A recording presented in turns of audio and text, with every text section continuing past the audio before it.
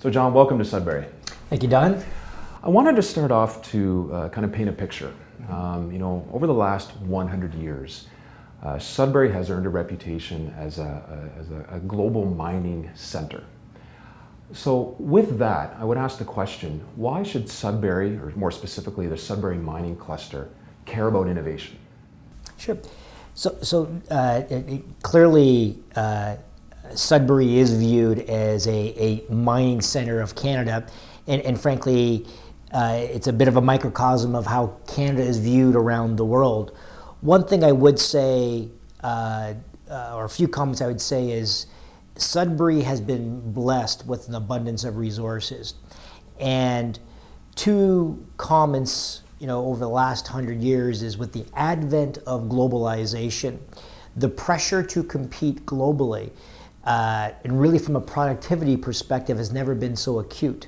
And the innovation that will be required to not only be a lower cost producer, but as well to deal with the boom and busts of mining, and as well, as we all know, from a resource perspective, it doesn't last forever. So how can you protect that sustainability? And a lot of those answers point to an innovation-based economy. If I think of a core part of the supply chain of innovation, it's going to be entrepreneurial endeavors. And the entrepreneurial ecosystem within Sudbury is exceptional. It's growing, it's vibrant, but there's still a lot to do and a lot to grow into. One of the challenges that many of the entrepreneurial companies face is capital. It could be access to capital, or not knowing how to use it, or at what stage in their life cycle they should be thinking about getting external capital. When it comes to venture capital and different forms of equity capital, be it angel or venture capital or private equity, whatever it might look like, one of the challenges that many entrepreneurs face in our community is segmenting out, if I give up some equity, I'm giving up ownership, and I'm all of a sudden going to lose entire control over my business. Can you put some insight into, for those entrepreneurs looking to raise venture capital, how do you differentiate between giving up a portion of ownership versus losing control or still maintaining control? What does the venture capitalist look for when they're doing that? Sure. The one common criteria that we look for, whether it's seed investing at the very earliest stage or later stage investing, is the team that you're investing in. And you are really placing a bet on that team. And you're placing a bet that it's an area that if the venture capitalist knew how to run that business, that venture capitalist should be running that business. Right. But in no way do we or venture capitalists want to control a business. In fact, the moment you get into a situation of control, usually something bad has happened in order to get to that position. And if you are in that position, the fear that we would have is that the management will lose the incentive to grow the business and be successful. So in fact, a great situation is that as an investor, we usually like to take an active board role, but what that really means is act like a director. Right.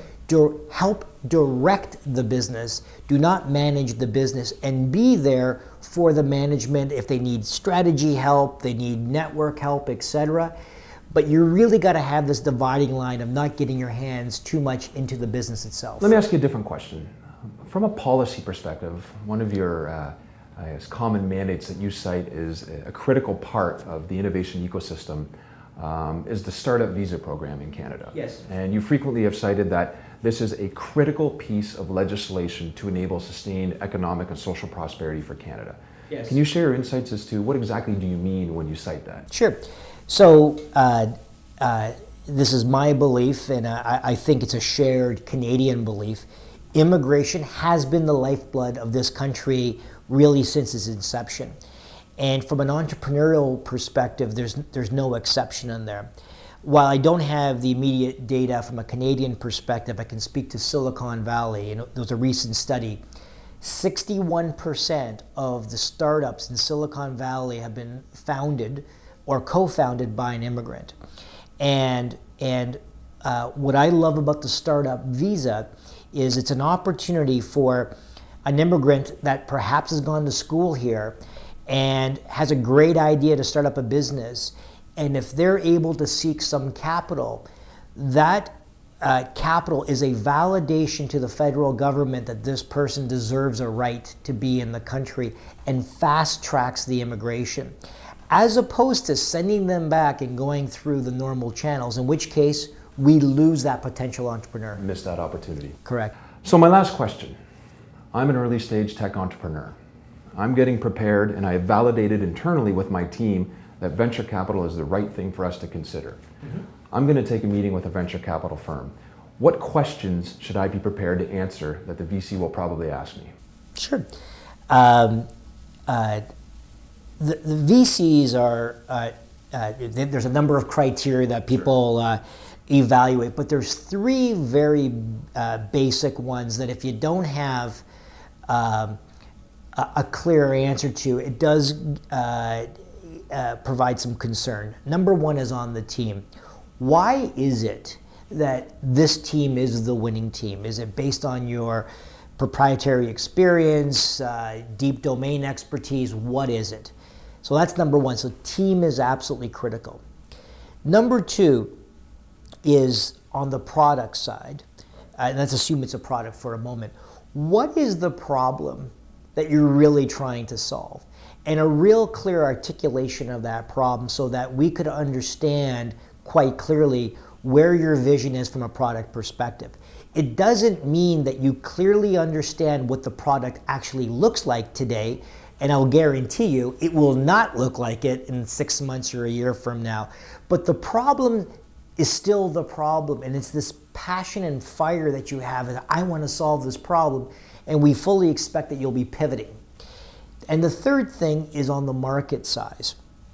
And it's a hard thing to project, but what happens is that when we're looking for big markets, the reason is that, once again, although the problem is there and you've clearly identified the problem, the product fit may not be there in the particular vertical that you're looking at.